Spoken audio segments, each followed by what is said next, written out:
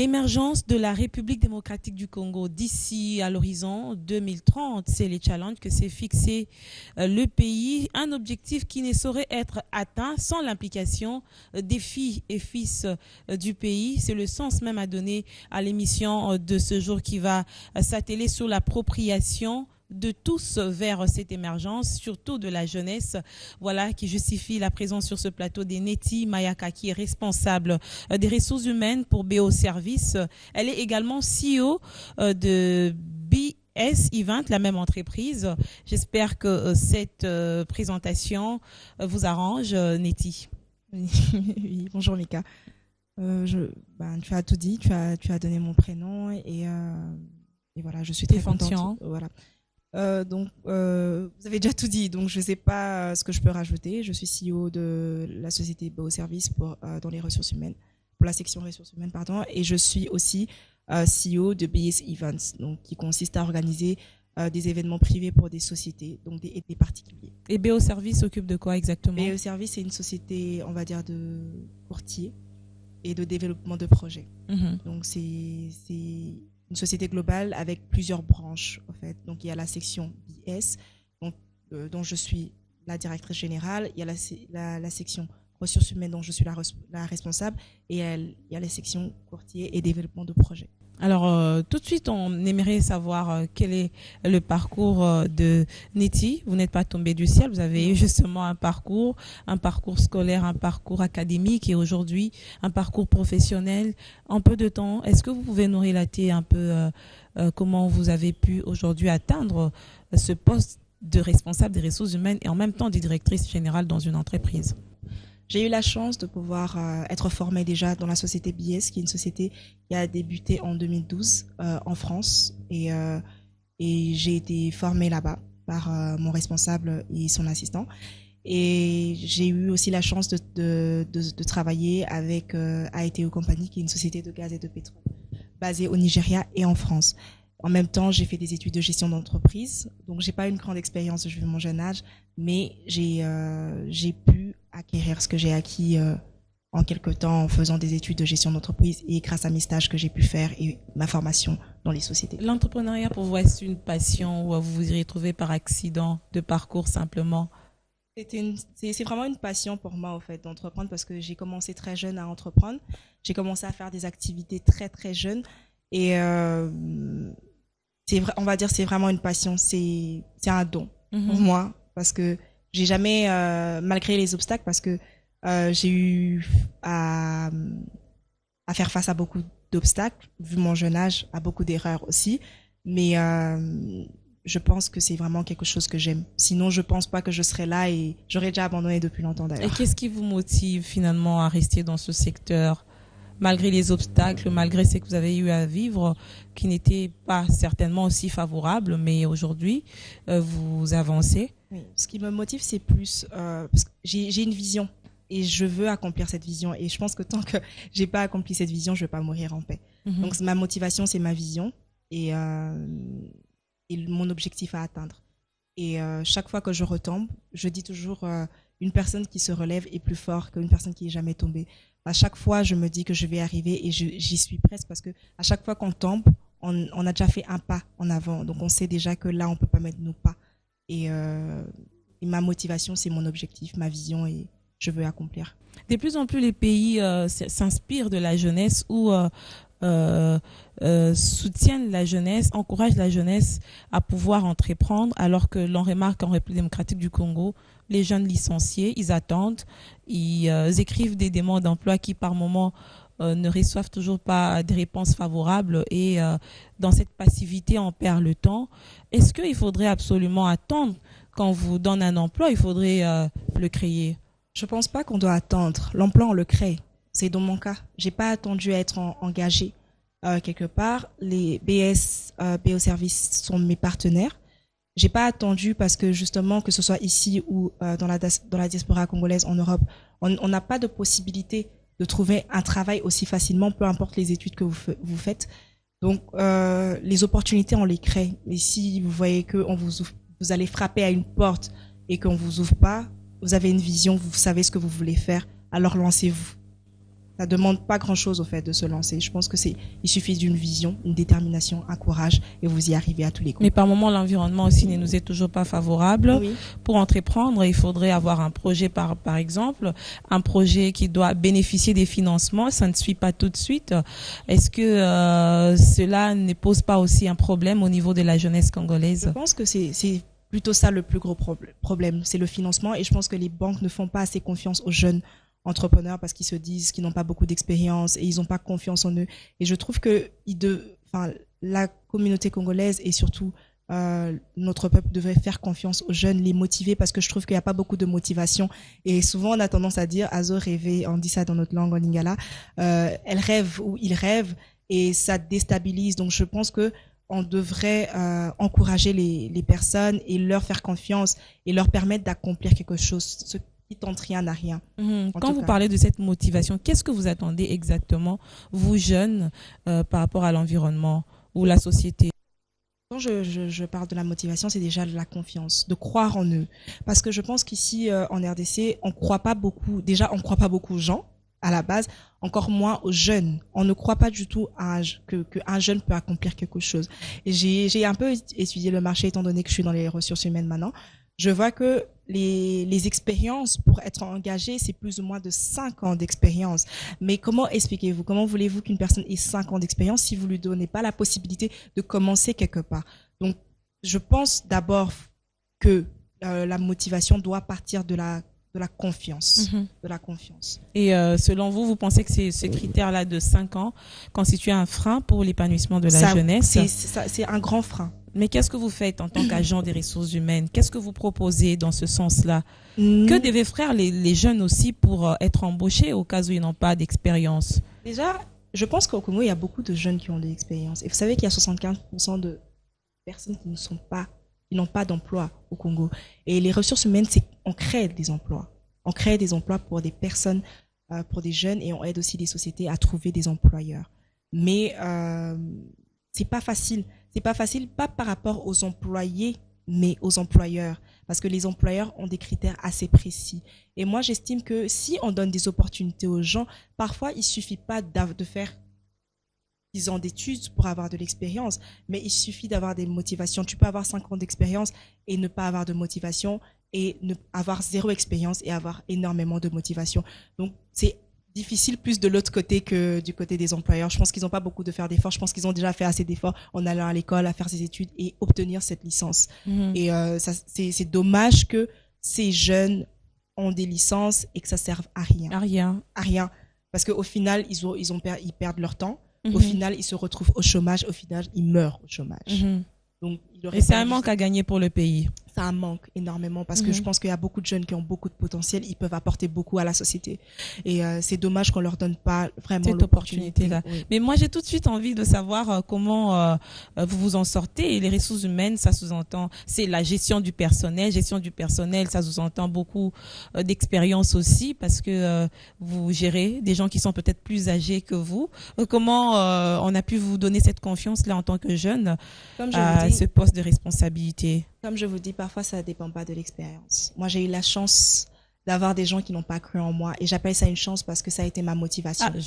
C'est la question que j'allais vous poser. Vous appelez ça chance? Oui, j'appelle ça une chance parce que ça a été ma motivation qu'on ne croit pas en moi. Pour d'autres, c'est un découragement lorsqu'on ne croit pas en vous.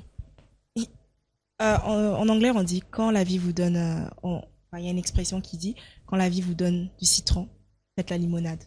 Et pour moi, j'appelle ça une chance parce que si les gens auraient tout de suite cru en moi, j'aurais pas fait les erreurs que j'ai eu à faire. Et le fait que je connais ce qui est d'abandonner, je connais ce qui est d'être seul face à ce qu'on veut accomplir et qu'il y a personne qui croit en vous parce que tout le monde pense que vous êtes trop jeune pour pouvoir accomplir quelque chose. Tout le monde pense que vous êtes trop rêveuse. Tout le monde pense que vous rêvez trop grand.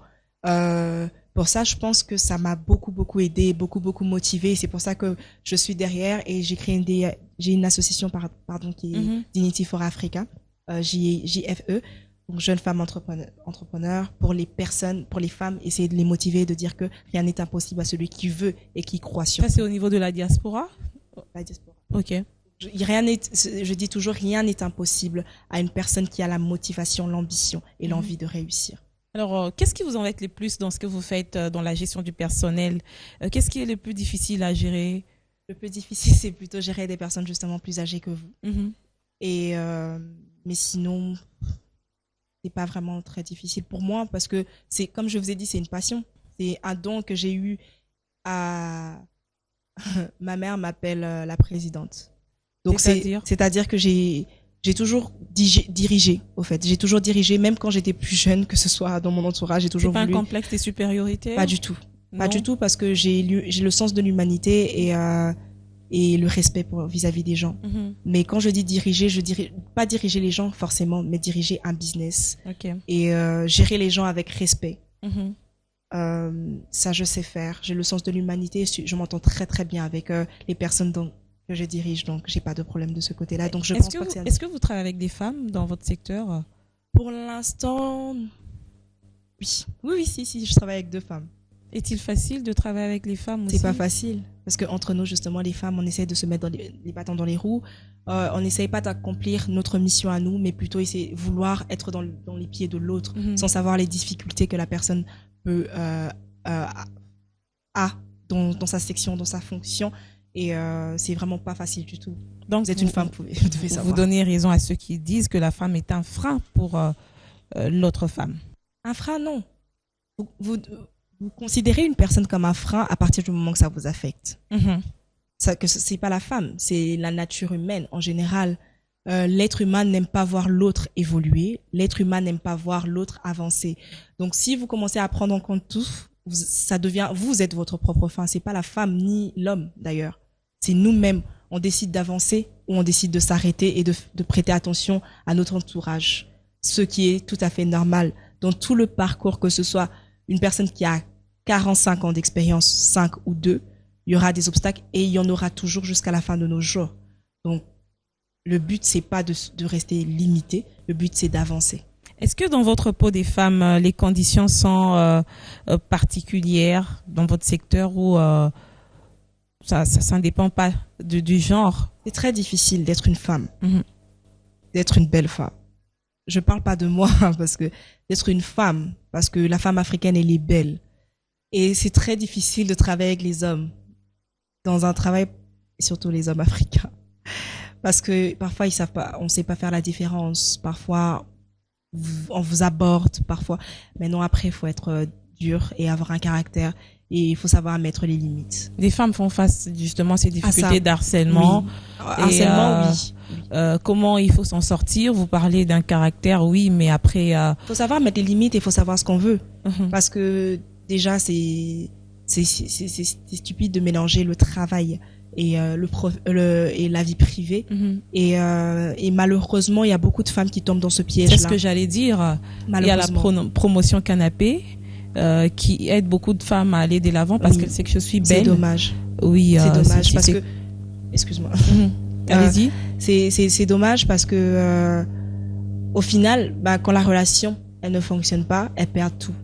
Par contre, quand tu accomplis quelque chose sans l'aide de personne, sans devoir t'allonger quelque part pour accomplir, au final, personne ne peut rien te dire. Est-ce que vous considérez la beauté d'une femme comme étant un atout pour son épanouissement ou Ça dépend donc quoi. Parce que ça peut être un atout comme pas un atout. Mhm. Expliquez-vous. Parce que l'inconvénient d'être une belle femme, je veux dire en général, c'est que vous êtes abordé partout où vous êtes. C'est-à-dire que ce soit dans votre travail, dans une conférence, dans une réunion, dans un partnership, partout vous êtes abordé. Et parfois, les gens le prennent mal qu'il soit rejeté. Mhm. Le fait de refuser, ça peut t'empêcher d'avoir un contrat. Ça peut créer une vengeance, voilà, oui. Une vengeance, ça peut t'empêcher de créer de créer un partenariat. Ça peut t'empêcher de trouver un emploi. Mhm. Je trouve que parfois ça peut être difficile, mais parfois c'est bien. Alors, je Vous repose êtes ma une belle question femme. d'une autre manière. Posez Merci des vous également. Je repose la question d'une autre manière. Est-ce que le fait d'être femme, c'est une facilité dans la vie, ça crée des facilités, des opportunités, ou finalement il faut rester, on est femme, mais on est homme, grand H. Être une femme, ça n'a jamais créé des sinon il n'y aurait jamais eu de combat contre l'égalité l'homme et femme. Donc il y a toujours ce complexe que les hommes ont de supériorité vis-à-vis des femmes. Et que pour eux, la femme, surtout l'homme africain, et je parle de la généralité, la femme est inférieure à l'homme. Donc, c'est d'une manière générale dans la société. C'est pas facile du tout. Et peu importe. Inférieure, vous parlez de quelle infériorité? Que la femme doit être soumise, que la femme doit rester à la maison, que la femme n'a pas sa place dans la société, dans l'entrepreneuriat, dans tout.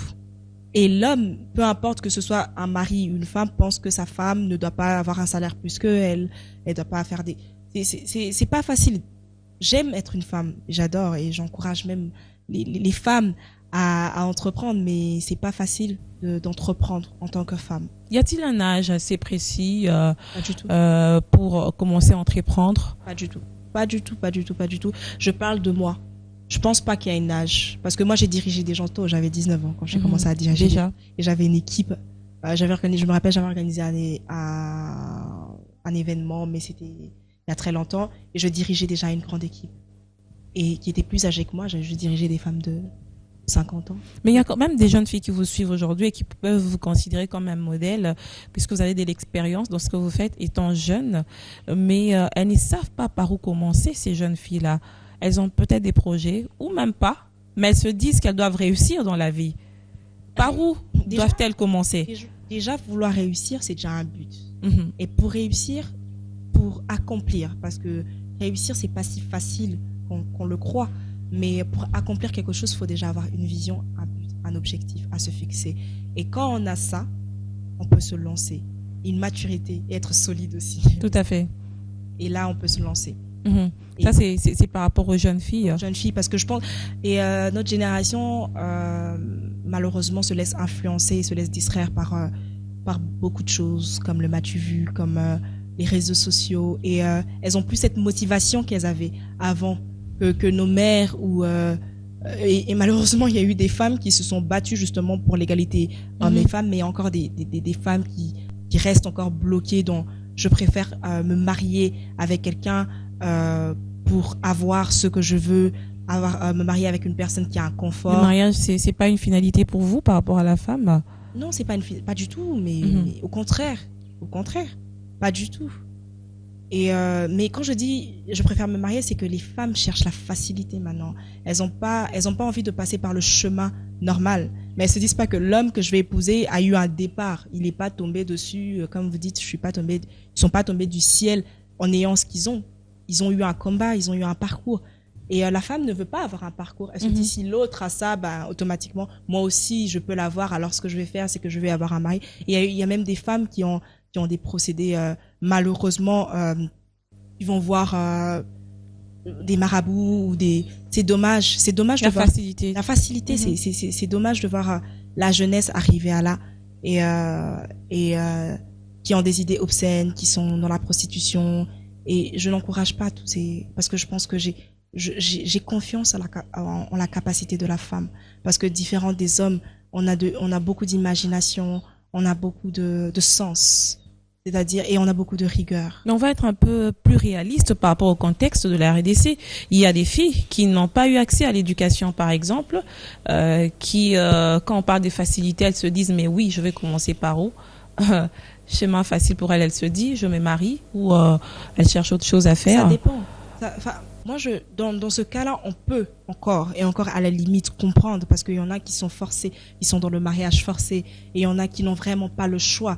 Mais moi, je parle des personnes qui ont eu le choix, qui sont allées à l'école, qui ont eu la chance que d'autres n'ont pas eu d'aller à l'école, et qui se limitent à se dire, je vais tout gâcher en me mariant avec une personne. Mais et les femmes ne se posent pas beaucoup de questions en se disant que si cet homme-là, un jour, il s'avère que il n'est plus la personne qu'il a été, qu'est-ce que vous allez apporter? Parce que quand l'homme coule, vous coulez. Mais si tous les deux, vous avez accompli quelque chose, je pense que si l'un d'eux coule, l'autre peut relever l'autre. Je parle vraiment, je veux pas parler de ces personnes qui sont malheureusement contraintes parce qu'il y a beaucoup de jeunes femmes qui se marient contre leur volonté. Est-ce que l'entrepreneuriat est lié aux études?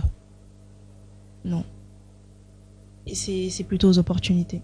aux opportunités. Oui. Oui, entreprendre, Parce que je connais beaucoup de personnes. c'est la poursuite d'opportunités dans des ressources existantes, évidemment. Oui. Avec ce qu'on a, on peut bien les développer, créer une petite activité et s'en sortir. Pas du tout lié aux études. Beaucoup de gens pensent parce qu'ils sont pas allés. Justement, c'est ça qui est dommage, parce que beaucoup de personnes pensent que parce que je suis pas allée à l'école, que je ne peux pas entreprendre. Mais je vous dis que je connais beaucoup de personnes qui sont aujourd'hui hommes et femmes d'affaires qui n'ont pas été à l'école et qui On a beaucoup d'exemples aussi à travers le monde. Oui, beaucoup d'exemples. Les milliardaires, les hommes les plus riches n'ont pas été à l'école. Oui. C'est pas pour encourager les jeunes à ne pas étudier, mais le problème, c'est que l'école, c'est une formation. Et une formation, ça peut être dans une école. Une formation, ça peut être dans un travail. C'est pas forcément à l'école. Parce que il y a beaucoup de personnes, justement, de femmes et de jeunes femmes, de jeunes hommes qui se disent, parce que je suis pas allée à l'école, je n'y arriverai pas. Et il ne faut pas se limiter. Tu n'as pas eu la chance. Mais rien n'est impossible à celui qui croit. Et ce que moi je dis toujours, parce que je lis toujours la Bible, je dis, dans la Bible c'est écrit, ce qui est impossible à l'homme est possible à Dieu. Donc quand tu t'agenouilles et tu demandes, il est le formateur, il est le professeur et c'est lui qui délivre le diplôme. Il n'a pas de limite. Ah, ça c'est Neti Mayaka, une chrétienne qui parle. Voilà. Vous abordez la Bible, c'est vrai, mais la RDC c'est un. C'est dommage, mais justement si je dois parler de la RDC, il y a beaucoup de choses à changer. Et le changement, c'est nous, c'est la jeunesse. On doit vraiment se serrer les coudes. Malheureusement, ici, on soutient pas la diaspora. Une jeunesse qui se sent sacrifiée par moment, c'est difficile pour elle de s'en sortir. Malheureusement, oui. Et c'est très dommage. Et souvent ici aussi, il faut avoir le bras long pour pouvoir y arriver. Malheureusement. Le bras long, c'est-à-dire être pistonné ou quelque chose comme ça. C'est vraiment un blocage, mais je pense que le blocage, ça vient pas des privés, mais du gouvernement. Parce qu'on donne pas la possibilité aux jeunes. Il faudrait toute une politique sur l'encadrement de la jeunesse, surtout par rapport à l'entrepreneuriat de la jeunesse, parce que ça peut aussi constituer un moyen pour l'émergence de tout un pays. On va revenir en ce qui concerne la femme. J'ai l'impression que vous êtes féministe, vous l'êtes, oui ou non? Non, pas du tout. Mais je pense que on fait pas confiance à la femme, parce que moi je parle de moi. Quand je parle des jeunes femmes entrepreneurs, je parle de moi. On dirait que vous avez beaucoup de déceptions. Vous parlez d'un manque de confiance à tout moment. J'ai eu beaucoup de déceptions parce que et vous pouvez questionner plusieurs femmes, mais ça dépend aussi des domaines. Moi, mon domaine, il est assez costaud. C'est un peu un domaine d'homme et automatiquement, les gens se disent qu'une femme ne peut pas diriger, parce qu'il y a une femme qui peut s'en sortir facilement dans le média que facilement dans la vente des vêtements, dans un salon de coiffure. C'est plus un domaine féminin, on va dire féminin, pardon. Mais moi, je suis un peu dans un domaine assez costaud, donc automatiquement. Mais c'est une manière aussi de limiter les femmes quand on nous amène dans un certain domaine. Non, c'est pas une façon de limiter les femmes, mais c'est ça. C'est comme une femme doit rester pour les hommes, en généralité, doit s'occuper des enfants, c'est comme ça. Il faut qu'on soit réaliste. C'est ce que est la femme. Naturellement. Ok. Maintenant, après, dans le domaine professionnel, ok. J'ai eu beaucoup de déceptions parce qu'il y a beaucoup de gens, comme je dis, malheureusement et heureusement, qui n'ont pas cru en moi. Et donc, quand je parle des femmes, je parle des obstacles. Je parle des obstacles que j'ai eu à faire face et à comment j'ai dû me battre. Et je sais que le combat n'est pas encore fini, donc c'est pour ça que j'essaie vraiment de motiver les femmes. Si vous décriez les inégalités, ça veut dire que quelque part vous encouragez cette campagne sur la parité. A-t-elle son sens aujourd'hui, ici en RDC? C'est vrai que vous évoluez plus dans la diaspora, mais est-ce que cette campagne a-t-elle son sens? Est-ce que les femmes elles-mêmes se sont appropriées du sens, du vrai sens de la parité? On a eu beaucoup de combats. C'est comme l'esclavage. Non seulement on a dû sortir de l'esclavage avec nos hommes, mais ensuite on doit encore sortir de la soumission et de la discrimination encore des femmes aujourd'hui. Donc une femme, c'est un combat. Ça sera toujours un combat parce qu'il y a encore des hommes qui vont pas accepter qu'une femme soit au même poste ou dans un poste. Comme aujourd'hui, ça sera difficile de voir une présidente de la République démocratique du Congo. ça serait très difficile. Mais c'est pas impossible non plus. C'est pas impossible. C'est pas impossible, je dis difficile. Parce qu'il y a eu des femmes qui se sont démarquées dans certains pays où elles ont pu diriger. Comme au Centrafrique. Il y a eu. Mais en République démocratique du Congo, ça va être très, très difficile. J'ai pas tout de suite envie de demander sur quel argument vous avez cette position, vous avez pu conclure que ça sera difficile, mais du moins c'est pas impossible. Moi, je l'admets parce qu'il y a des femmes compétentes et qui doivent peut-être conjuguer un peu plus d'efforts pour pouvoir s'imposer au sein de la société. C'est pour ça que j'emploie le thème difficile. C'est difficile, c'est très difficile aujourd'hui. Peut-être dans les années à venir, ce que je souhaite d'ailleurs, mais pour l'instant, ce serait très difficile de voir une jeune femme. Une femme, pas jeune femme. Non, une femme d'ailleurs en tant que président de la République. Ce qui n'est pas du tout impossible, possible mais difficile. Ok. Neti, vous avez certainement beaucoup d'ambition, puisque vous les avez déjà il y a plusieurs années. On vous voit très active au sein de la société. Mais j'aimerais quand même revenir à ce contexte encore de la République démocratique du Congo, où l'on décrit une forte discrimination par rapport à la femme congolaise. Sur quoi devrions-nous, allais-je dire, placer nos priorités par rapport à ce combat pour que les femmes finalement soient très importantes au sein de la société et que leur apport soit assez remarquable? Quelles seraient les priorités selon vous? Aider les jeunes femmes, les motiver, parce que pour moi, je parle surtout de la motivation parce qu'on n'a personne pour nous motiver. Parce que à chaque fois que vous essayez de faire quelque chose, on vous pousse à faire des choses que vous pouviez regretter. Et je pense que apprendre aux filles aussi, la priorité c'est vraiment apprendre aux filles à dire non. Non à l'harcèlement, non à s'allonger, non à dire non. À se faire confiance, parce que les femmes, elles veulent, nous aussi, on veut aussi la facilité, on se dit, quoique, je vais, non. Pour moi, la priorité, c'est déjà apprendre à la femme à dire non, et le reste suivra, parce que c'est un grand combat et on peut pas tout changer en même temps. Les clés des réussites dans l'entrepreneuriat, je peux dire de la jeunesse, j'ai pris la motivation, j'ai retenu la motivation, c'est bien, mais en soi, sur quoi les jeunes aussi devraient-ils se baser pour réussir? Mais c'est une procédure, c'est que j'ai une vision, je veux accomplir quelque chose où je me vois dans 10 ans, et moi je trouve qu'il n'y a pas de clé précise. Je peux vous dire la clé de l'échec, mais je peux pas vous dire la clé de la réussite. Malheureusement, on va faire l'inverse alors. Oui, la clé de l'échec, c'est d'écouter d'écouter les gens, de vous laisser démotiver, de vous laisser démoraliser, de vous laisser abandonner et de ne pas vous relever. C'est la clé de l'échec. Mais la clé du succès, il y a des gens qui ont eu beaucoup de parcours différents pour arriver au succès. Quand je vous dis, c'est la motivation, le but, la vision. Et c'est parti. C'est juste un problème des repères aujourd'hui. Les jeunes ne savent plus. Et l'opportunité aussi. Ok. De créer des opportunités. De créer les opportunités. Ce que je voulais dire en revenant à la question pour la femme, les priorités, je pense que c'est l'opportunité aux femmes. Créer vraiment beaucoup d'opportunités. Et ça, on n'a pas beaucoup d'opportunités, croyez-moi. À Kinshasa, en RDC en général, les femmes évoluent plus dans l'informel. Elles sont très entreprenantes. Vous pouvez faire un constat le matin quand vous levez. Elle va acheter ses pains pour les vendre. Elle va dans les champs. C'est vraiment elle la mère nourricière. Mais quand on fait des statistiques d'une manière assez légale, l'on remarque qu'elles ne sont pas très très visibles. Parce que ces femmes, elles sont en train d'entreprendre. Elles sont pas en train d'entreprendre. Elles sont en train de lutter. Elles sont en train de lutter pour leur survie. Elles sont en train de lutter contre la famine. Elles le font de cette manière-là parce qu'elles n'ont pas le choix.